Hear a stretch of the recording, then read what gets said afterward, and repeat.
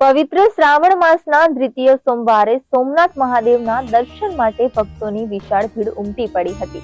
સમગ્ર મંદિર પ્રાંગણમાં શ્રદ્ધાળુઓની ભાવભીની હાજરી જોવા મળી હતી, જ્યાં ભક્તો દૂર દૂરથી જળ કાવડ યાત્રા સ્વરૂપે પુષ્પો, બિલ્વપત્ર અને પવિત્ર જળ લઈ સોમનાથ મહાદેવના સાનિધ્યમાં પધાર્યા હતા.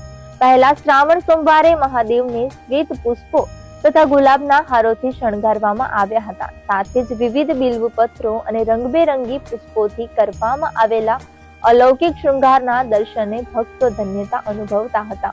ત્યારે આરતી દરમિયાન ભરૂચથી પગપાળા નર્મદા માતાનું પવિત્ર જળ લઈને યુવાનો મહાદેવના અભિષેક માટે પધાર્યા હતા.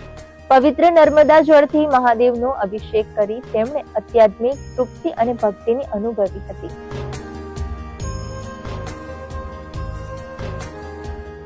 25 તારીખે શ્રાવણ ચાલુ થયો તે દિવસે ટાવર લઈને સોમનાથ મહાદેવ મંદિરે પેદપાળ આવ્યા છે.